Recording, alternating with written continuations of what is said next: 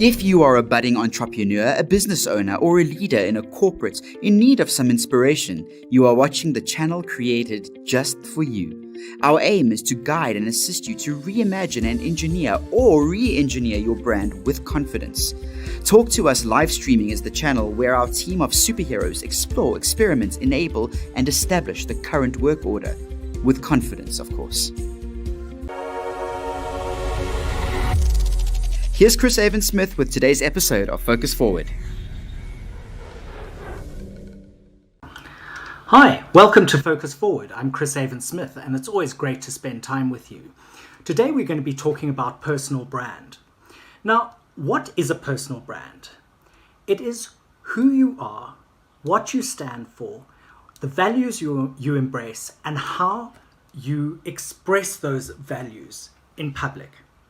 And I think it's really important to get an overview of this topic because we will, over the next while, be talking quite a lot around personal brand and branding because I think it's highly important for where we are at the moment. So, let's jump right into it. To start off with, what we have to do is figure out who you are. So, in which areas of work do you excel? What motivates you? What characteristics complement you?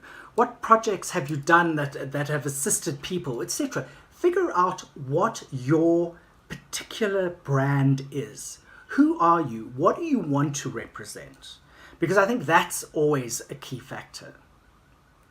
The other thing that I think is really important when considering your personal brand is determine what you want to be known for. So, do you want to be known for just that funny guy who's always putting out cartoons on your social media pages, somebody who has sarcastic comments, somebody who stands for a particular political ideal, any of that sort of thing. But you have to determine what you want to be known for. You then also have to understand who your audience is, and I think this is really an important one. Who are you aiming at? So, whilst I know personally I'm quite political and I do comment politically a lot on my social media pages, etc., I'm quite comfortable with that. I'm very comfortable stating my opinion, being quite forceful in my sort of social commentary as well as my political commentary, and I'm really happy to do that. But a lot of people might not be and might find it too sensitive, and you've also got to understand the audience that you're going after. So, if your social media pages, for example, are very much that, social media, and have very little to do with perhaps your business, the way you define your audience will be completely different. So, for example, you may be a great baker, and then on your social media pages, you share your recipes and things. Or you may be far more career focused or whatever, and points of interest will come in. You might put some articles that you've read, etc., etc. But you've got to define who is going to be reading it.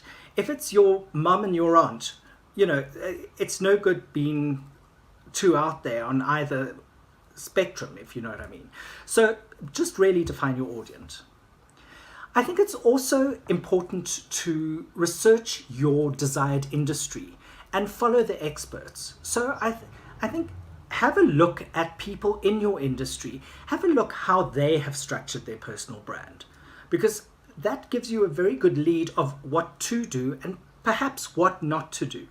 I've been in the influencer sphere for a while as well, and I certainly know that there's certain things that my fellow influencers do that I per se would not do. So it gives you the good and the bad, and I think that's really important. If you have a blog or something like that, why don't you do an informational interview? So, in fact, you can even do it yourself. Interview yourself. Have a look at, say, for example, this is your work blog. How did you break into the industry? What steps did you take to make a transition to get into that industry? How do you see the industry evolving? How how do you stay up to date with industry trends, etc.? And just go through a whole list of questions like that. You can create your own, but just questions that will give you an idea of who you are. But answer them very honestly and very correctly. How did you break into the industry? I got a job. Maybe it wasn't your lifelong ambition, or it was, since I was 6 years old, I have wanted to be an X, Y, or Z, and you've managed to fulfill that aim. So just really do that information. Get information about who you are, or ask a friend to interview you perhaps, and that'll give you a very good idea as to who you are. Another thing to do is prepare an elevator pitch. We all know what those are. It's like a 30 to 60 second story about who you are. Who is it that you are? My elevator pitch always is, I say that I'm a 50-something strategic communications expert, having worked throughout Africa and South America, as well as in corporate South Africa. That's my 30-second pitch. That's who I am. A strategic communications expert. The next thing that we need to look at is you've got to embrace networking. Networking is hugely important, and be it on social media through things like LinkedIn, Facebook, Twitter, Instagram, all of the biggies, or perchance in your industry focused areas where you might get onto WhatsApp groups, informational groups, etc., etc. But it's important to be in those and to be seen working in those. The next thing you need to do is you need to grow your online presence, because that's one of the ways of creating your personal brand and getting your personal brand out there. Grow your online presence. Get in there. Make sure you have an up-to-date, and this is important, up-to-date LinkedIn profile, Facebook profile, Instagram and Twitter. Not that important, those last two, but certainly LinkedIn and Facebook for any career-driven personal branding is very, very important. Make sure that you have a reasonable email address. Goofy and Pluto @gmail.com is not necessarily going to be the brand that you want to promote. So be aware that everything you're putting out there, everything you're putting out on social media is, how can I put this, is how you are going to be perceived. And that's hugely important. Finally, I think it's important to remember that your personal brand isn't just online. And this is something that I think we all need to take to heart. Don't forget, it's in all your interactions. As you become better known in your industry or in even just socially, the potential for disaster is out there. And by disaster, what I mean is you could be throwing a hissy fit at a car guard or something, and somebody sees you and then posts, oh, so-and-so was being rude to a car guard, for example. Is that how you want to be perceived? So you need to be very aware of how you live your life and offline as you do online.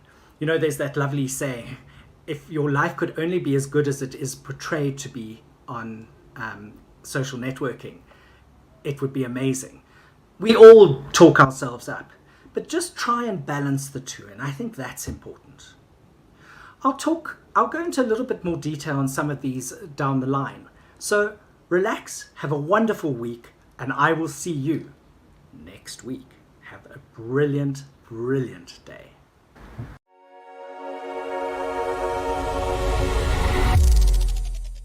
Thanks for listening to today's episode. You'll find us on your favorite podcast app, YouTube, Facebook, and Instagram. We'd like to encourage you to participate by liking, subscribing, leaving a review or comment. Questions are welcome too. Questions on the burning issues orbiting your brand, be it personal or corporate. Visit us on www.talktous.today.